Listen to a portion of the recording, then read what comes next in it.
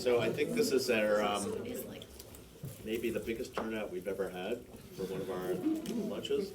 What's up? We have a special surprise guest. We're turning the tables on Professor Cohen today. And of course, to interrogate Professor Cohen, one interrogator is not enough. We have three. This was originally the idea of Ken Wasserman, who is a loyal participant in our activities and a loyal supporter of the USALI Law Institute. And finally, after many months, convinced Jerry to sit on the other side of the table, so to speak. And but he also asked Frank Upham and myself to participate.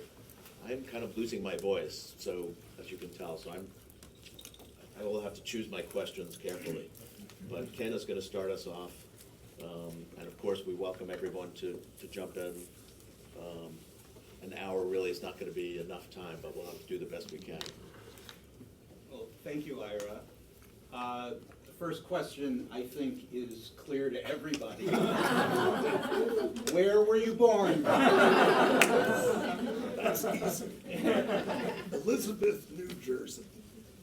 For those of you unfamiliar with New Jersey, Elizabeth is just south of Newark, which is just south of New York. And after a few days in the hospital, my family moved me to Linden, which is further south of Elizabeth and a suburb of Elizabeth. What were the nationalities of your parents? Well, technically speaking, the nationalities were American. My mother came to this country at age 3 from Austria-Hungary. She was born in the easternmost enclave of Austria-Hungary, later became part of Romania, then Ukraine after World War II. And she was always proud of the fact it was a German-speaking community.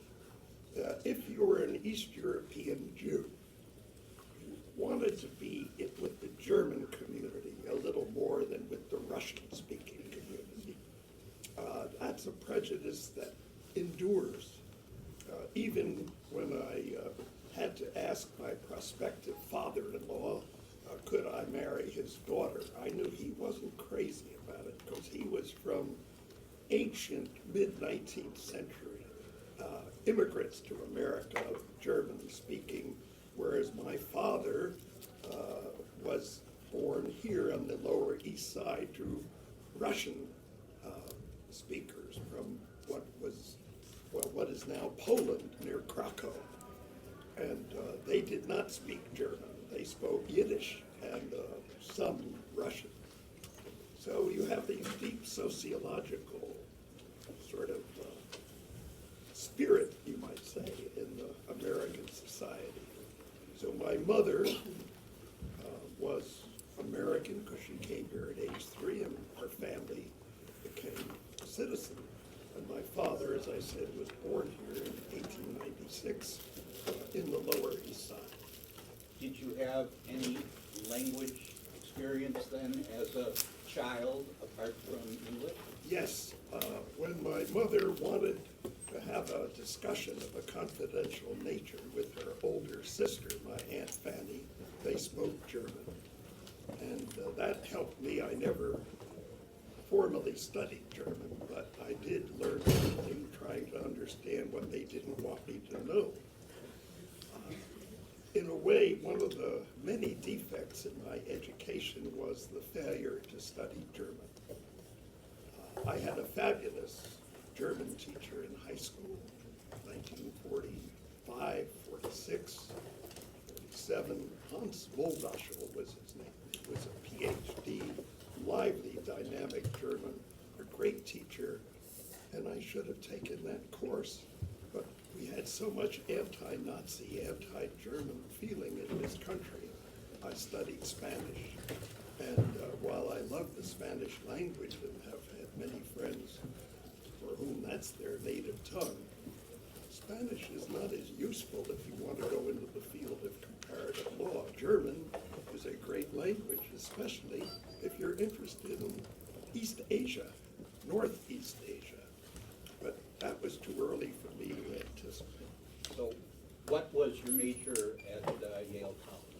In Yale College, I majored in international relations. I was a product of the World War II, as I indicated, and the post-war desire to avoid future international conflict. And I found international relations a fascinating subject. In retrospect, it might have been better to study history because I enjoyed the history courses that were part of that. But I wanted to save the world, and that was a common thought at that point. Did you think seriously about attending any law school other than Yale? I thought of going to Harvard Law School, but I was discouraged from doing that because of the fact I needed money. And Yale Law School meant I could work as a counselor to freshmen in Yale College while going to law school. And that meant I could get room and board and some spending money if I was willing to live in a freshman dormitory with 17 or 18 brash young people for whom I had some sort of responsibility. So I did that. Please. As I understand, your father was a lawyer, so what is law in your family background? Is that why you went to law school? That's very interesting. Both my grandfathers were immigrants. They didn't know the language.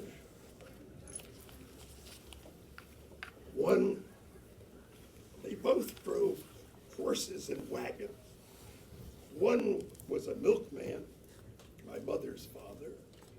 He had been a vintner making wines in Austria-Hungary, but had no way to get into that industry here. Gruner So he- Wettlinger. Pardon? Gruner Wettlinger.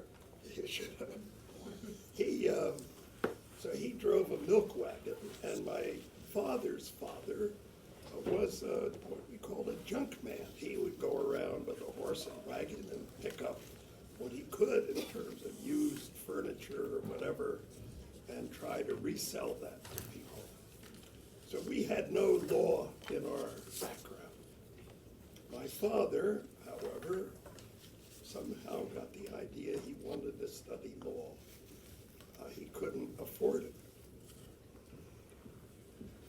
Were there any subjects in law school that you found particularly interesting and any that you found particularly difficult? Well, let me answer that after I finish my answer with respect to my father. He worked at Bamberger's basement in Newark. He had an older stepbrother who worked there and helped him get a job. But at night, he went to New Jersey Law School. It was a night school, and you didn't have to go to college. At that time, you didn't even have to go to law school if you could pass the bar. But he went to those lectures at night and worked during the day. He never went to college. He found the study of law in those circumstances very boring. I'm sure no one thinks that now.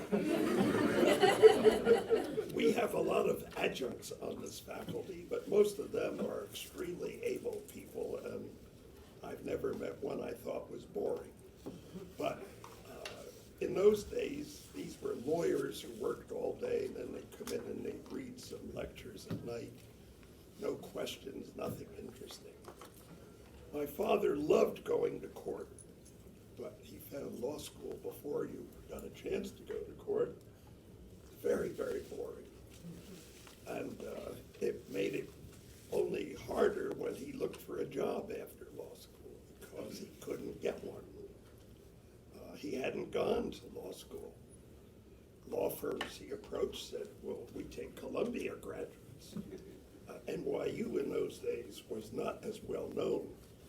It soon became a way up for smart young lawyers to be, but not from the better off upper middle class parts needs of society. So my father wanted to be a litigator, and he wanted to be a judge. He got into politics in the 1920s, even though he had a Jewish name. He ran for the state assembly twice and lost, but it got him into Republican politics at a time, the 1920s, when Republicans were dominant. And because of that, he was named city attorney for the city of Linden from 1929 to 1933. And this was his best time in terms of practice because it was only a half-time job. And if you didn't have any conflicts of interest, you could do private practice as well. So those were his peak years until Roosevelt came along. The Depression had a huge impact, not only at the national level where FDR swept Hoover off his feet, but even down to the local level. And the mayor who had appointed my father lost the election in 1932, and my father then lost his job, and he never quite recovered. And it was his misfortune after that that the Republicans never recovered. It wasn't until after Roosevelt, after Truman, that Eisenhower came in 20 years later. And what that meant was my father would never become a judge. I once asked him, as some of you have heard before, and I must have been about 8 years old, "Daddy, what is a judge?" He said, "A judge is a lawyer who knows a governor."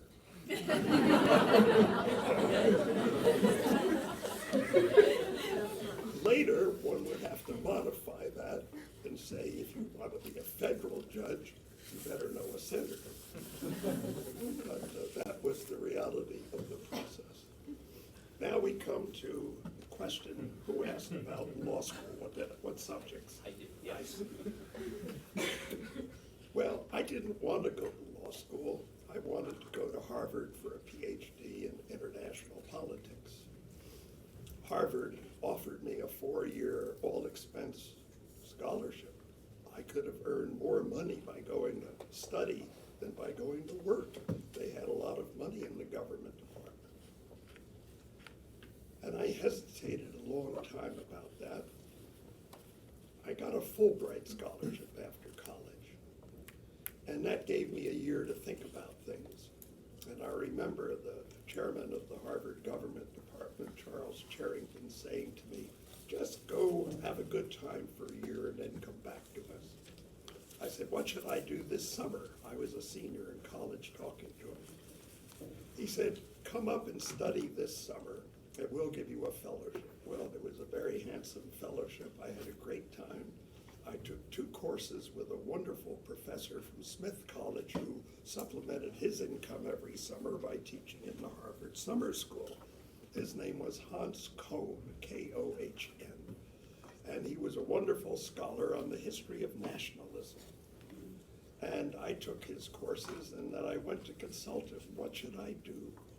Should I go to law school or should I go get a PhD?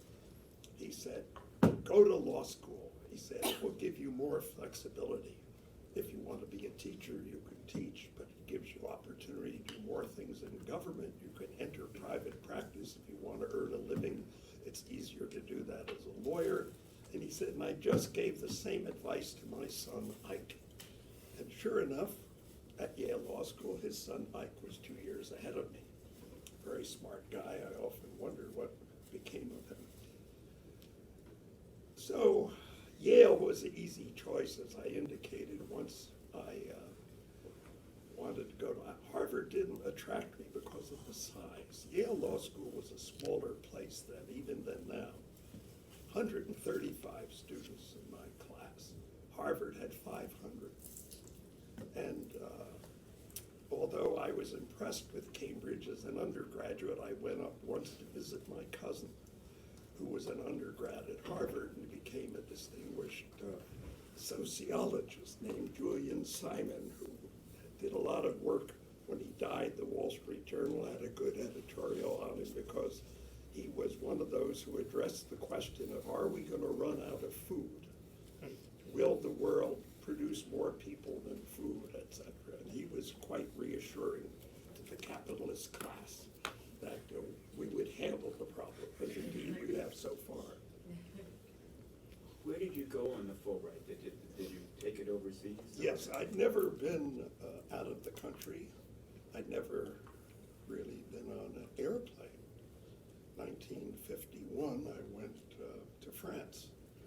In retrospect, it would have been better to go to Japan, where the Fulbright program had just begun, but as again, I had no awareness of Asia. I was not farsighted, and Europe was the most I could focus on, and I really wanted to get a fellowship to go to Cambridge or Oxford. I applied for a Rhodes Scholarship, but in those days, in order to really be sure of getting an invitation to be a Rhodes Scholar, you had to be some kind of an athlete. They don't emphasize athletics so much anymore. So I didn't get that. I came from New Jersey, a highly competitive state. If I'd come from Utah, it might have been better. But the one I really wanted, Yale College has a 2-year fellowship to go to Cambridge every year that Paul Mellon, the hugely wealthy Pittsburgh heir to the steel and banking fortune, provided. And it had one condition. You had to agree, if you got the fellowship, that you would spend the summer between your first and second year traveling on the continent at Paul Mellon's expense. So you can imagine that did not deter many applicants. And I applied for it. The master of my college, I worked my way through Yale College as an assistant to the master of Saybrook College for my last 3 years. First year I washed dishes. That was a good experience. But I knew the master of Basil Duke Henning of Saybrook College, and he was in charge of the committee that selected people for this wonderful Mellon Fellowship. And I came in second.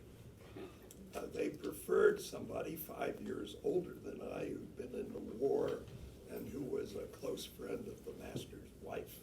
So I learned about guanxi in the American context. But he was a nice fellow, and I got a Fulbright, fortunately. At the end of my Fulbright year, I decided I would go and look at Oxford and Cambridge.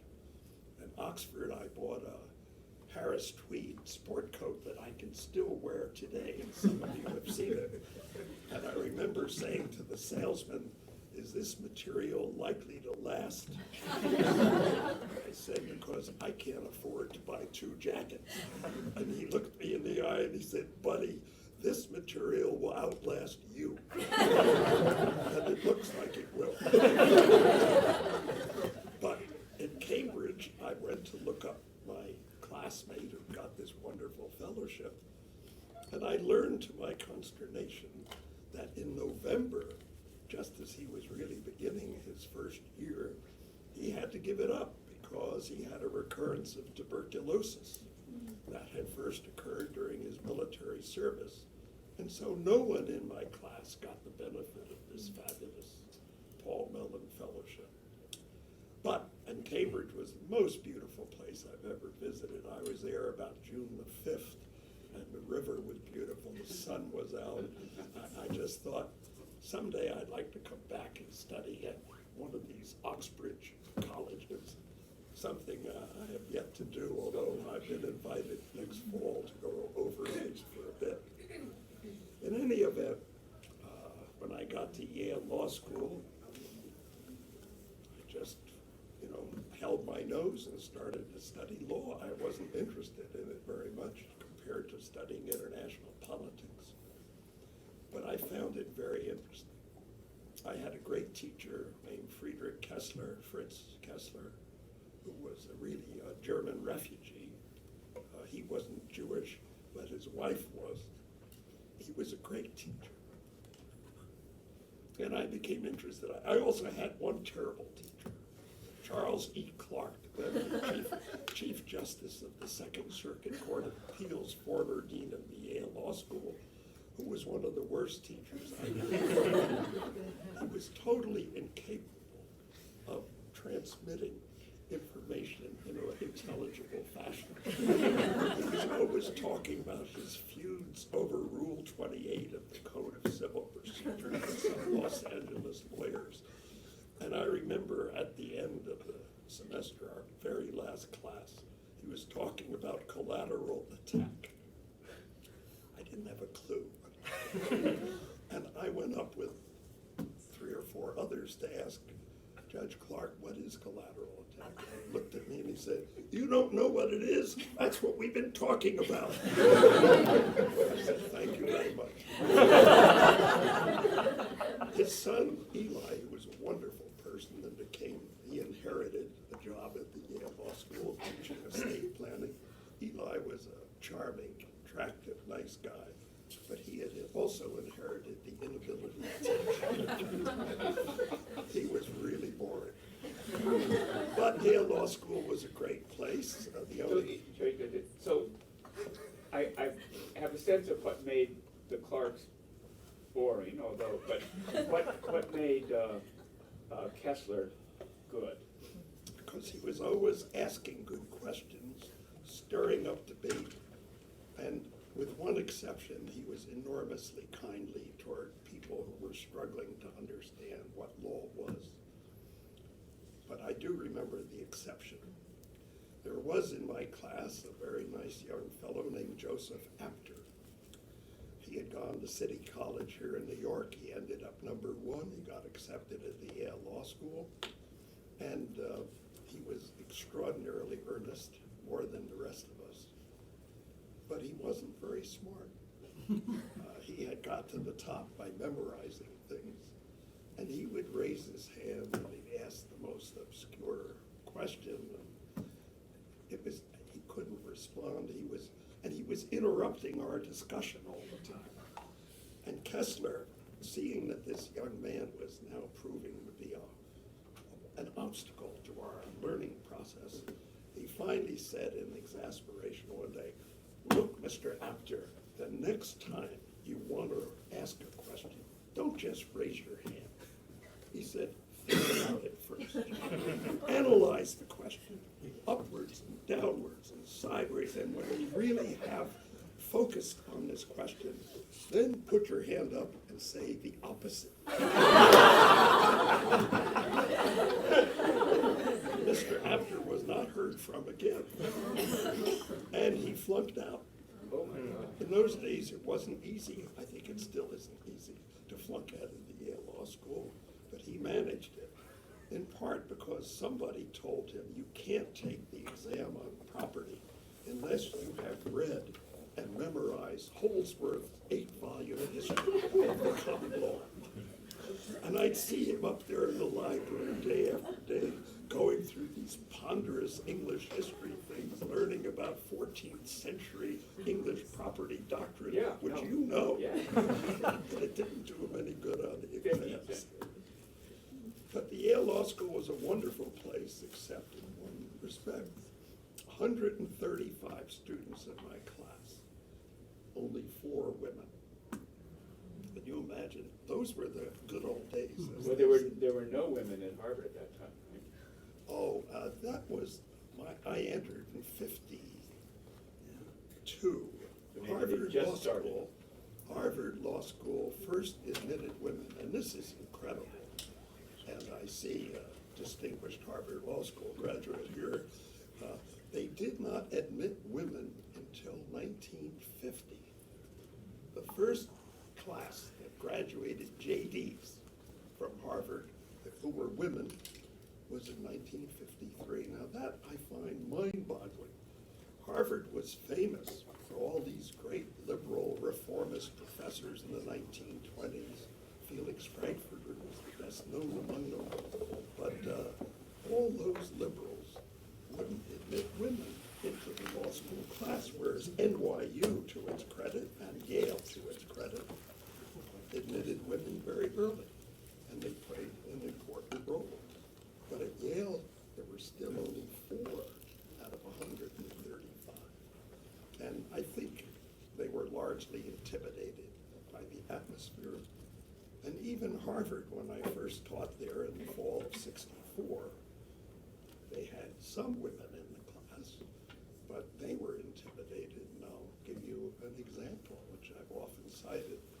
I taught a seminar in February '65 in the Langdell Library, had a nice seminar room nearby. And students crowd like this, talking about China. And I asked a question, asked another question. There was a young woman seated in the middle of the table. And I asked her a question. And she sort of smiled vaguely, her lips moved, and no sound came out. And I thought, well, the acoustics in this room aren't very good. So I asked the question in a somewhat louder voice. And she really looked sick at that point, smiled vaguely, and again, no sound came out. So I knew there was a problem. I went on to the next student. At the end of the class, she came up and apologized and said, you know, I was chairman of the student council at Duke. I've spoken in front of 1,000 students. I've done a number of TV broadcasts. But when I'm called upon at the Harvard Law School to speak in class, even in a seminar, she said, I freeze. And that was telling, because later she went on to a distinguished public career. She became first head of the Federal Maritime Commission.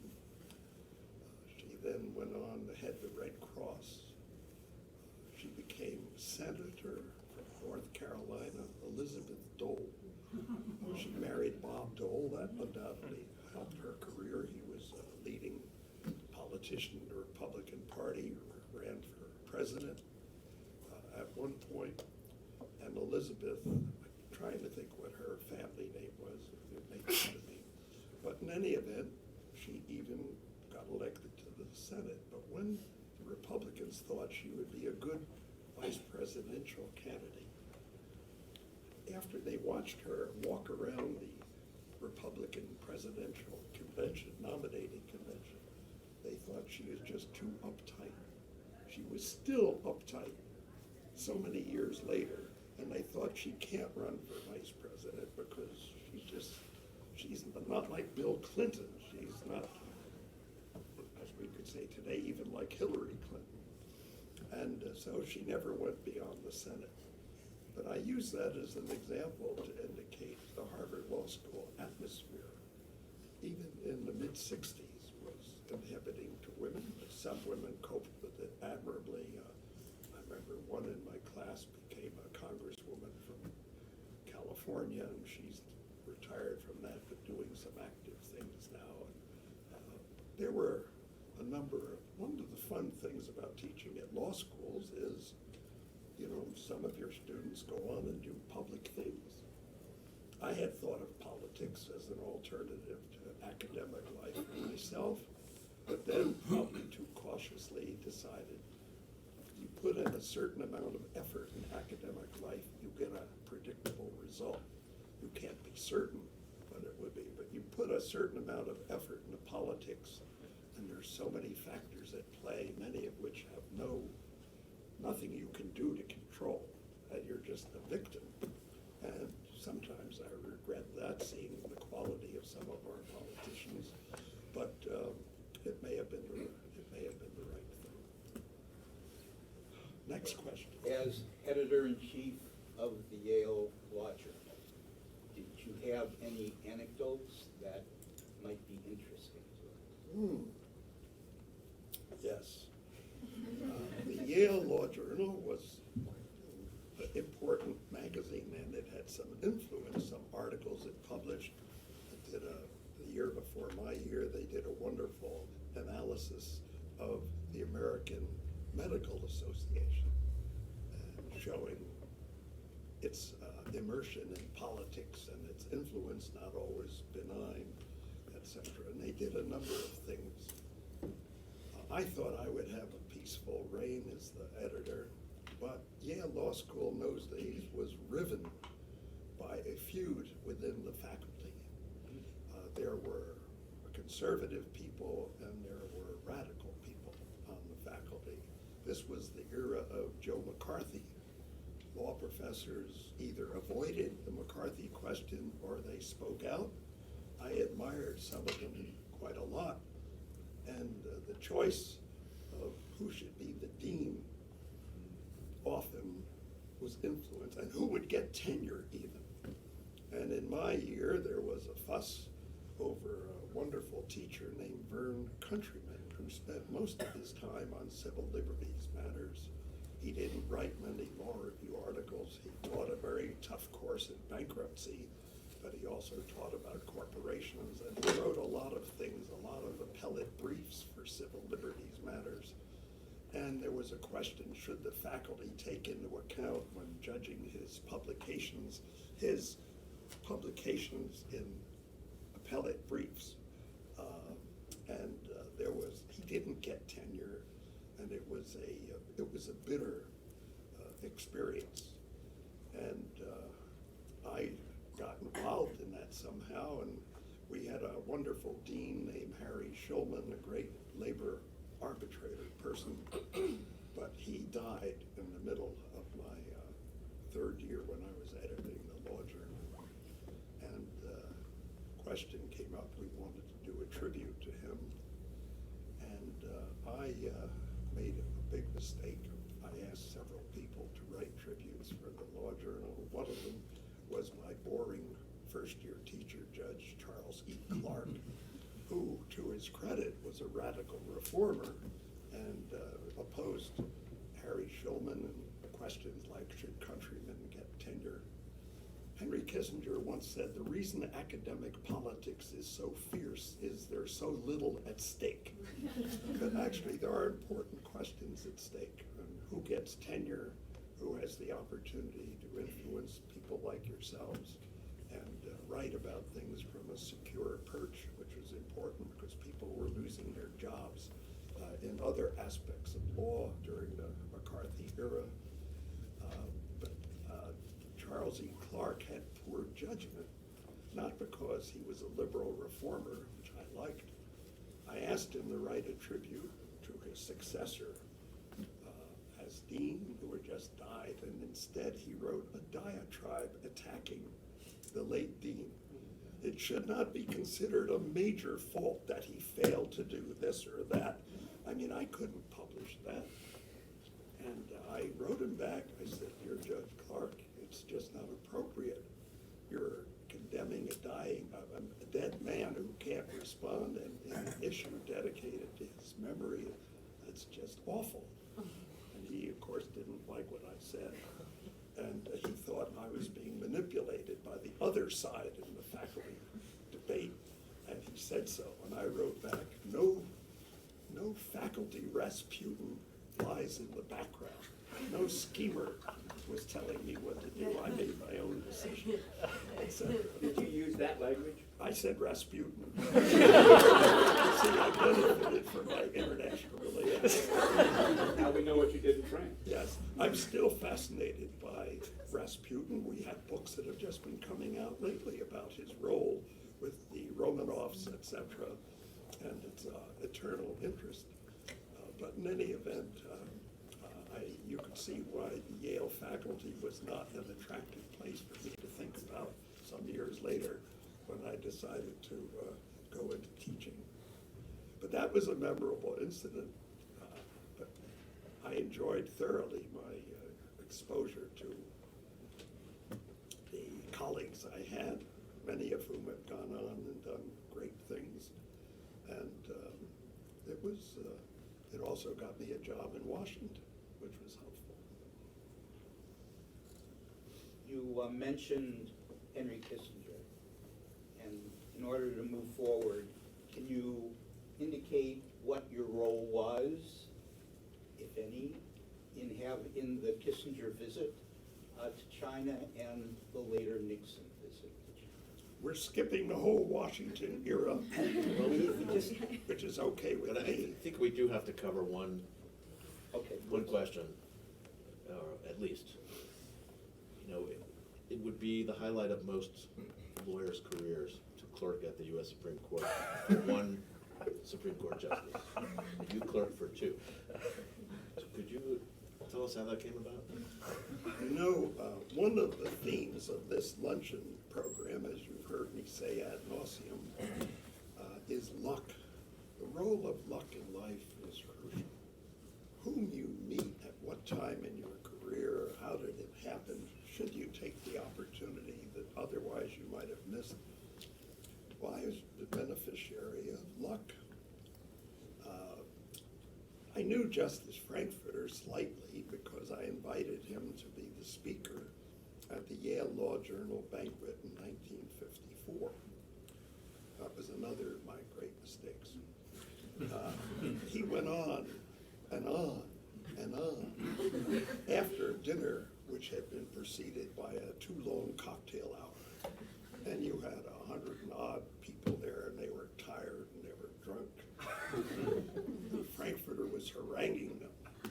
And I thought, how long can this go on? It got to be near midnight, and then he said, "So much for the preface." And he turned to the serious talk he had prepared.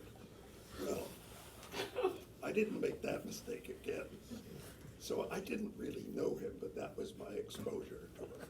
And he was quite a lively speaker, but not brief. In any event, I was lucky I got a clerkship to work for Chief Justice Warren. That took forever. I mean, Warren debated, so many schools were after him, and Pennsylvania offered him an honorary degree in this. Everybody, you only had 2 clerks per justice in those days. Now I think there are 4. And the Chief Justice then had 3. Chief Justice was from California. He liked to take somebody from his alma mater, Berkeley, where I later ended up teaching. And there was a hot contest, who would be the other 2 clerks? Harvard was pushing, and they had some very good people who had already done 1-year clerkship on the Court of Appeals. Judge Calvert Magruder, who was one of our star appellate judges, had his candidate. And it just took a long time. It was almost an anticlimax. And I remember I was much more excited in March of 1955. Here it was March, and I didn't know whether I was going to get a clerkship or not. But my wife and I bought our first car. I was quite excited about that. A 1955 blue Chevrolet. And then 2 days later, the news came, I got the Warren clerkship. Well, my colleagues were excited.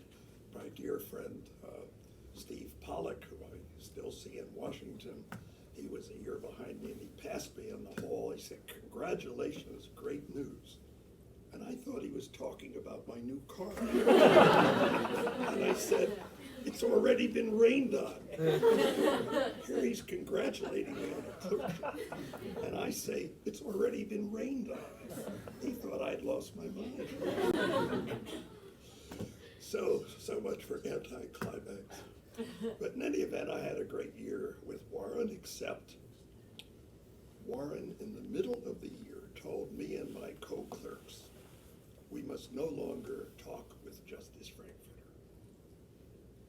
Frankfurter was an expert lobbying in the halls with the law clerks, everybody he knew, and they loved him. Here was a justice who was so responsive, so dynamic, not only with a great record, but a current presence and an interest in each of us as a person.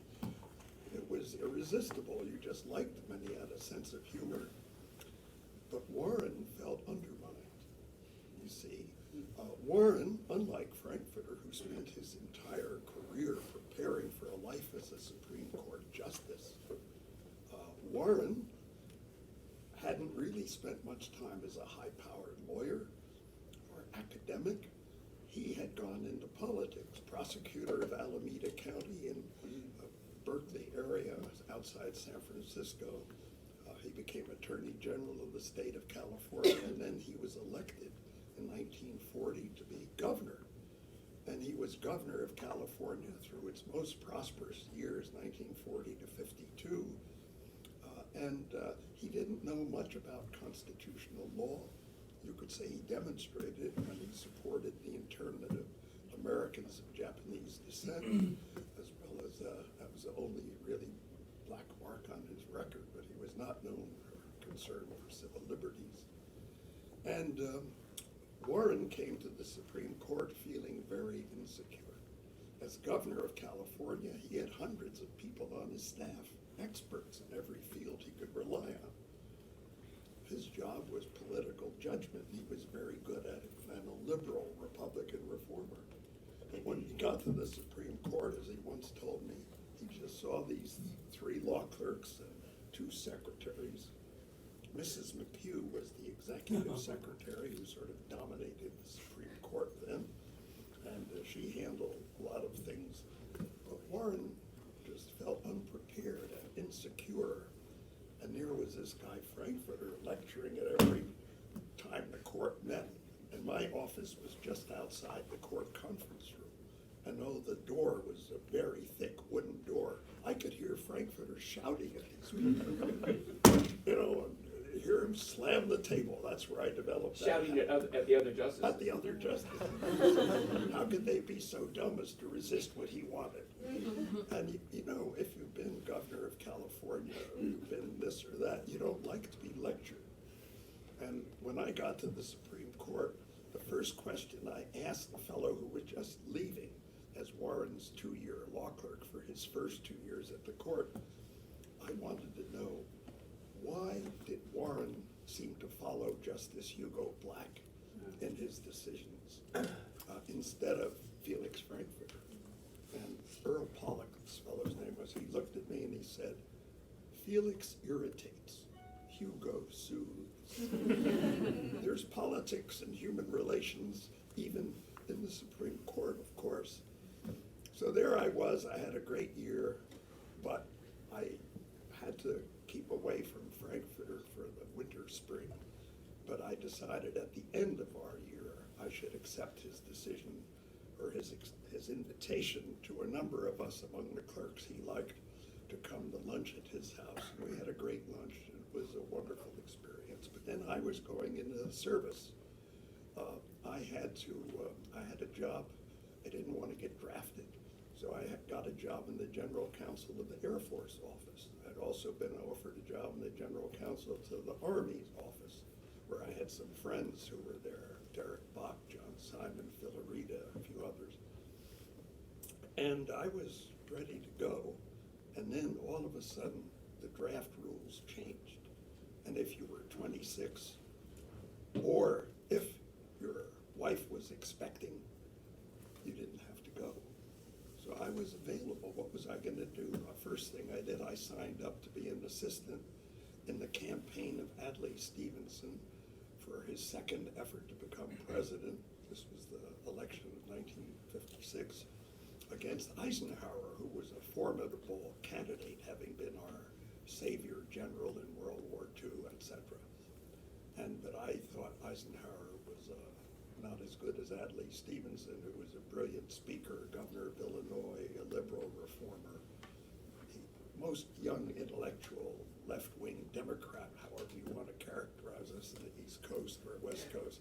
We liked Adlai Stevenson. But then something happened.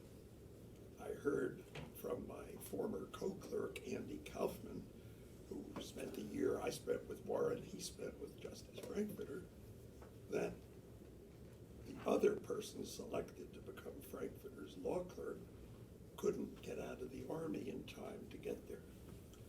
It's a great story about absent-minded professors and luck. Frankfurter didn't select his own law clerks.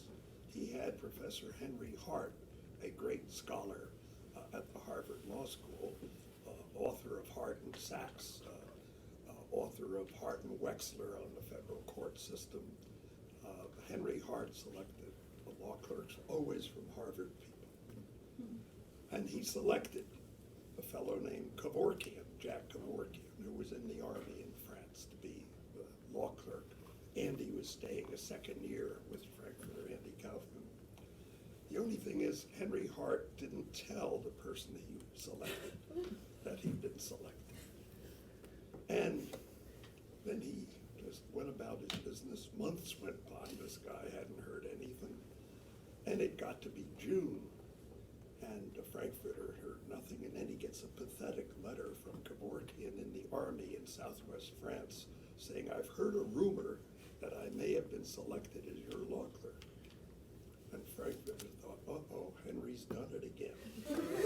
So he wrote Hart a letter saying, "Would you confirm who you've selected?" No answer. Well, Frankfurter waited a couple of days, and he called Hart up. Hart wasn't there. He'd gone fishing in Montana. How to even find the guy. And it turned out, by the time he confirmed, yes, he had selected this fellow, it was too late to get a premature discharge from the army for that year. So there Frankfurter was without a law clerk. And here I was, not needing to go into the general counsel of the Air Force office. And Andy Kaufman, who's sort of vaguely related to me, we learned, although we never met until we got to the court, Andy told him that I was available. And Frankfurter always liked my wife, Joan. And so he asked me, would I come on? I had just saved 3 years in the military, and I thought, how could I turn this down? He'd never asked anybody before who hadn't gone to Harvard Law School, and I just thought, this is too good to be true. So luck is very important. It always reminds me of the off-color story I occasionally tell about the man who goes to a house of ill repute, and he meets a perfectly charming young woman, and he said, "How did you get into this business?" And she said, "Well, my father was an investment banker. I went to Miss Porter's finishing school. I went on to Vassar. I did graduate work at the Columbia School of Journalism. I was an editor at Macmillan's." He said, "But how did you get into this?" And she said, "Just luck." So I felt I got into this just luck.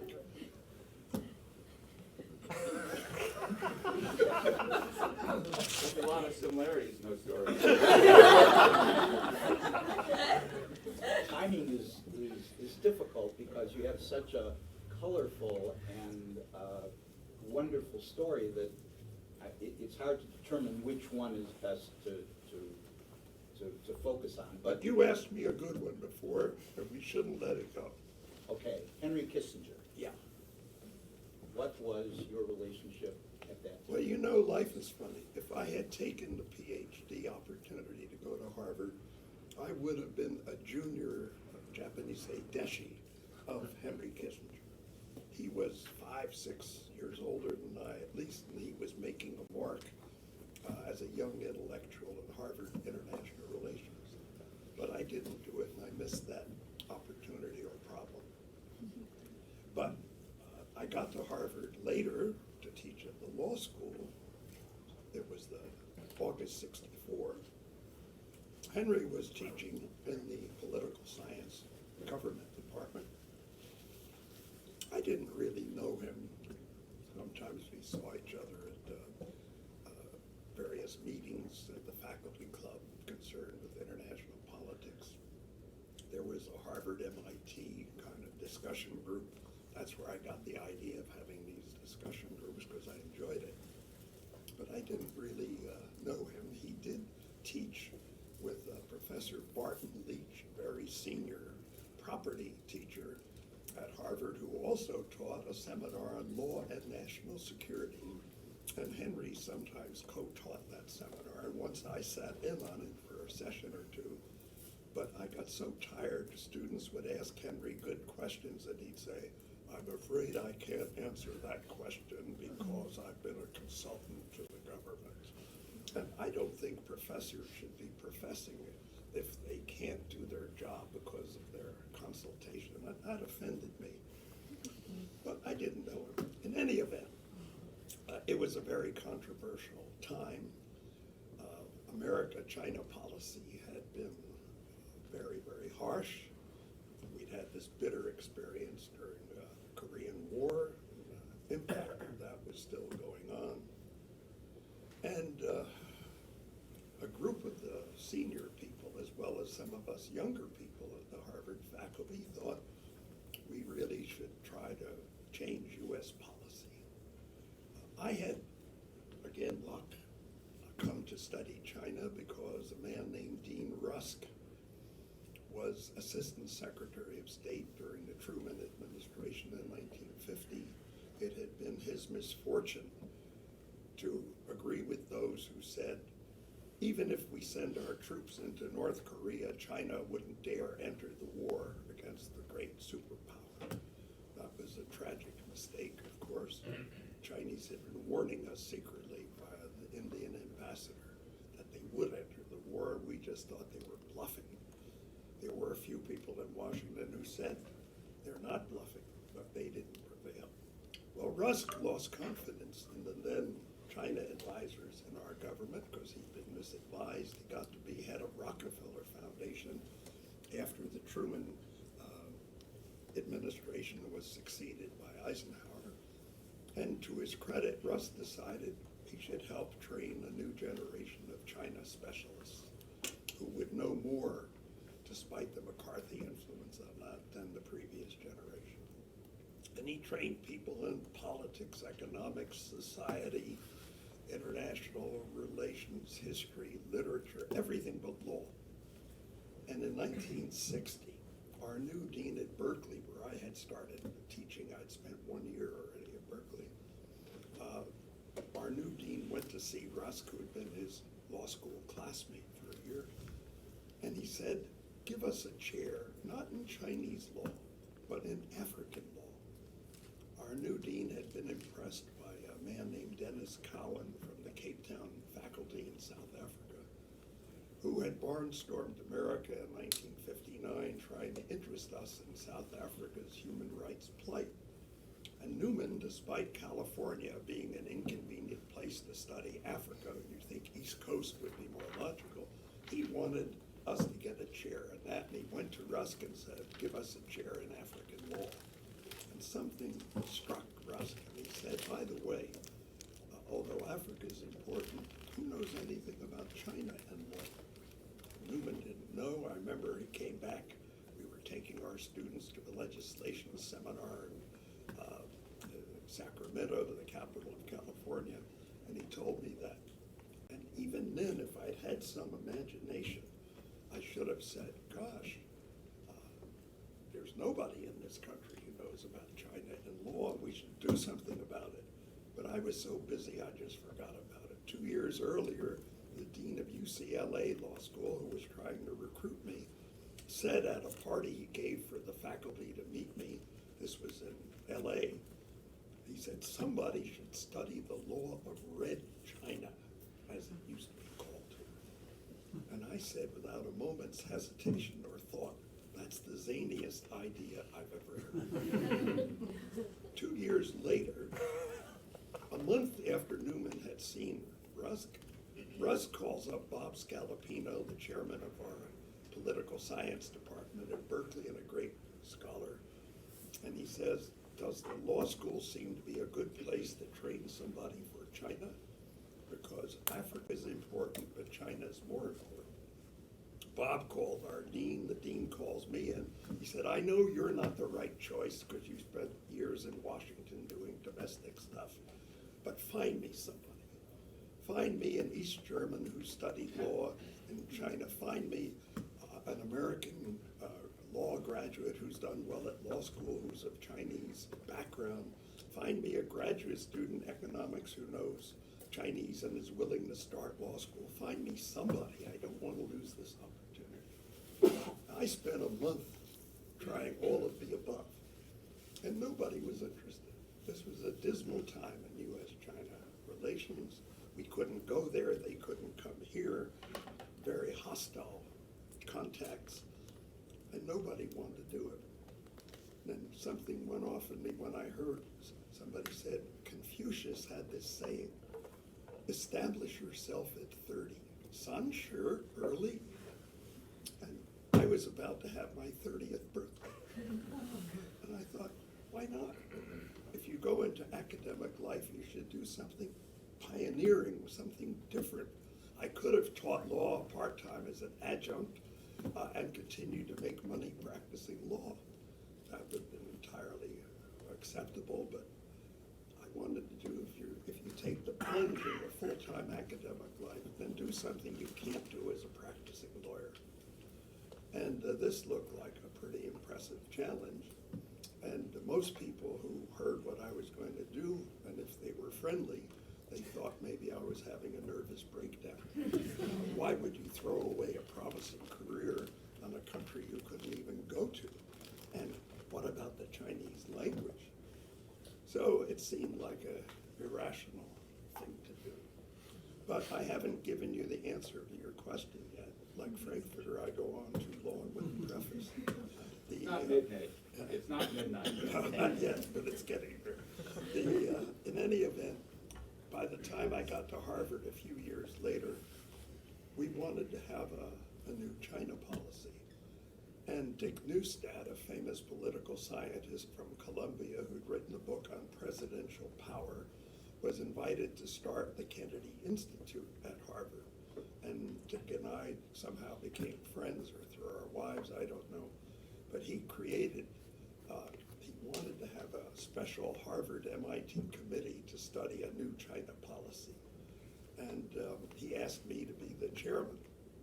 Well, it was a great opportunity. We had some very distinguished people.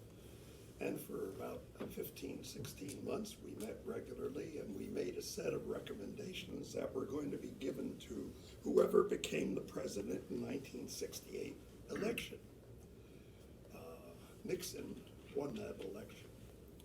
A couple of days later, it was announced Kissinger, who wasn't on our committee, who knew nothing about China, as he liked to say at that point, he announced that Kissinger would be his special assistant for national security. He'd just been this fuss over Flynn helping Trump, etc. Fortunately, Flynn is gone. But so Henry went down there, and then we decided we would give the memo we were preparing to Nixon via our colleague Kissinger. The first draft of the memo said the president should select someone the president should select the Secretary of State to conduct secret, if need be, deniable conversations with the Chinese leadership to try to get things on a wholly new track. When we saw Henry wasn't going to be Secretary of State, but National Security Advisor, we altered the first draft and we said the president should select someone in whom he has the greatest confidence, because we knew Henry would steer himself into that position where he would have the chance. And sure enough, no surprise to us, Henry took the bit and ran with it. We made a dozen recommendations. The only one over a period of several years that he ignored was Professor Reischauer's insistence that whatever we do, we have to take the Japanese government into confidence in advance. We had to consult them because Japan is so intimately involved with China that Prime Minister Sato would be rocked out of office if shocked by American surprise. And that was the only recommendation of ours that Henry didn't follow. But that was November '68. We gave him the memo. Occasionally I would go to breakfast with Henry at the White House to review what progress was being made. He never said a word about our first recommendation, the secret trip. Well, it got to be the spring of '71. China established diplomatic relations with Ottawa. Huang Hua, their leading diplomat, was their first ambassador. Many of us started to go up there to see Huang Hua. I took Ted Kennedy up there on a secret mission to see Huang Hua. It was quite successful, a memorable meeting. And I came back and I called up Kissinger. This was May, I think, of whatever year it was. 71? It was May of 71, right? You are, Frank? Just before you went to Yeah. Japan. And I called Henry up and I said, Henry, why didn't you go up and make a secret trip to meet Huang Hua, not knowing he had a much bigger game planned? And And he said, "Oh, do you think I could get away with it, etc." And I said, "Yes, I thought so." Here the guy is planning the most spectacular secret trip in American diplomacy. And 2 months later, the beginning of July, on a trip to India and Pakistan. In Pakistan, he pretends to get what we used to call Delhi belly, meaning a stomach ache from eating Indian food. And he sort of goes out of action for 3 days to recover and uses that time to make a secret trip to Beijing. And it was a tremendous breakthrough, of course. So that was, it made us feel we had done a pretty good job.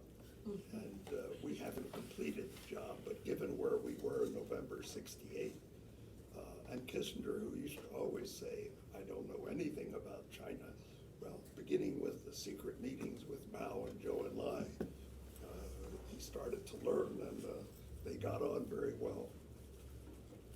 Ira, maybe other people might want to ask questions. Okay, so Eli? So Jerry, I'm curious, you mentioned that it was almost like a stroke of inspiration that made you choose to focus on China when it was recommended to you. But that, maybe I want to know more. What gave you confidence to think that it was a good idea to move into a direction that so many people were advising you not to go in? And you know, I did not have a lot of imagination as an undergraduate. I remember meeting when I was an undergraduate, one of my classmates, and I said, I was studying French. I said, "What are you studying for a foreign language?" He said, "Russian." I said, "Wow, that's pretty exotic." Now, in the fall of 1948, to be studying Russian was hardly exotic. We were confronted, we were in the Cold War, and I didn't even have the wit to learn Russian. And I certainly wasn't paying attention to what was going on with Chiang Kai-shek and the Chinese Civil War and Chairman Mao and all that. So I can't say I was farsighted. But later, you're going to be 30 years old. You've got to figure out, what am I going to do when I grow up, which I'm still thinking about. But here was a chance to do something solid. And not to be the poor man's Paul Freund, who was our leading professor of constitutional law then. I would have been one of 20 or 30 good scholars of public law. I wanted to do something pioneering. And I was protected against risk. I mean, what's the risk? I couldn't learn Chinese well enough, or I knew I was going to get tenure at Berkeley. So I was protected. I just felt this is a pretty safe bet. And I don't know, some people said, my wife, for example, said, "Look, if you want to do this crazy thing, do it. And I'll study Chinese art, you study Chinese law. But just remember," she said, "you're only earning $10,800. You have 2 children and a 3rd one on the way. You're picking the one subject where no one will ever consult you. So you can supplement your income the way most law professors manage to do." She said, "You like to complain. Just remember, you're making this choice." And of course, I heard from other people who thought, "Oh, that's a good story." I had to deal with Justice Frankfurter because he was my great mentor. He was godfather of 2 of my children, and we were very close. He used to invite us over for dinner. We had some memorable times in Washington. And I had to tell him what I was doing.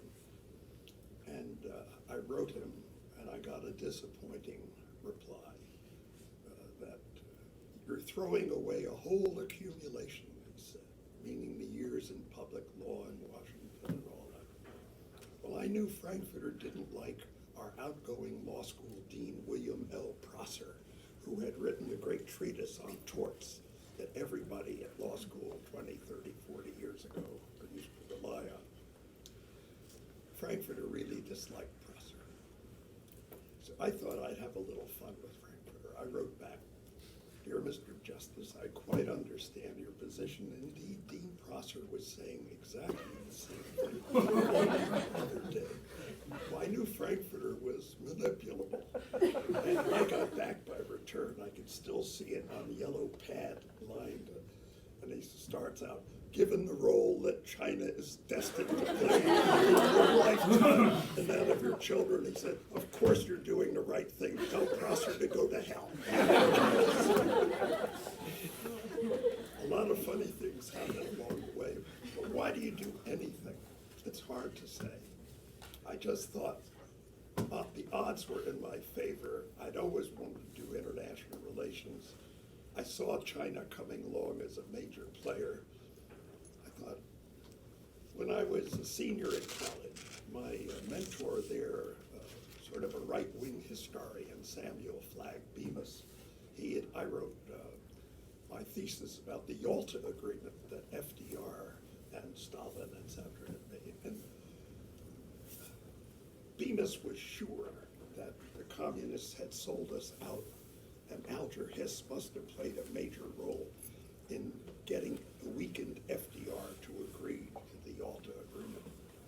I wrote my thesis about it. I couldn't find much evidence of Hiss's influence, even though later we see that Hiss was a sort of a Soviet agent. Bemis told me, despite the fact I didn't come up with the dirt he wanted, that it's good to do academic life, and the art in academic life is capture a subject that's on the rise and rise with it and have the satisfaction of helping deal with the implications, et cetera, and the fallout.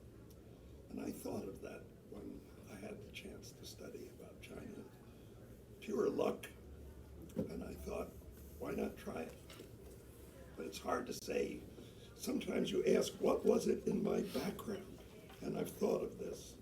When I was 12, 13, my mother had a weekly mahjong game.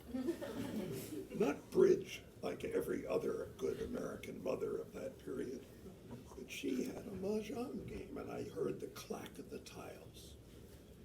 And you saw the characters on the tile? Yes. I was mystified about the whole thing, but was it, or when I was in Washington after work at the court for 2 years, I worked at Covington and Burling Law Firm, and I got the Asian flu.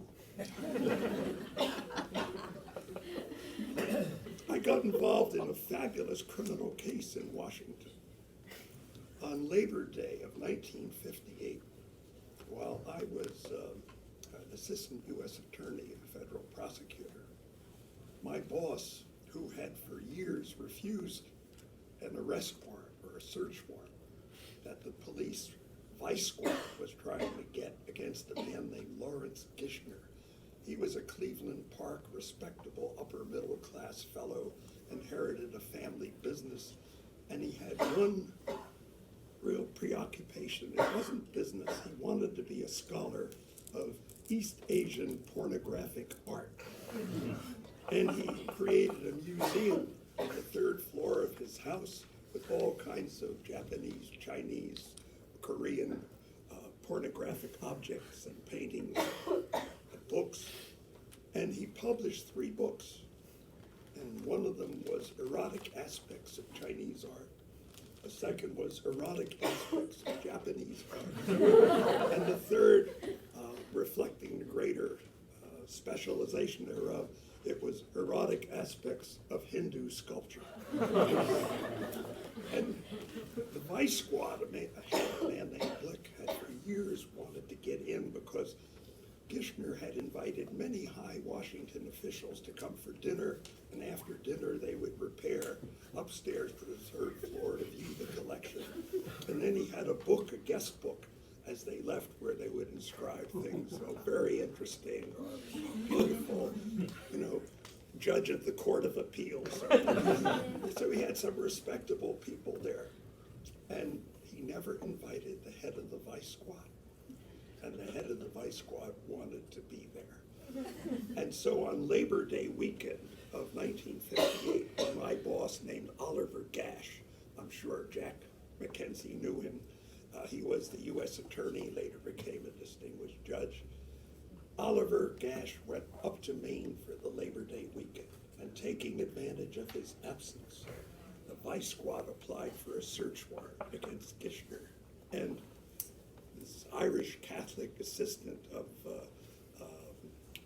Oliver Gash granted it.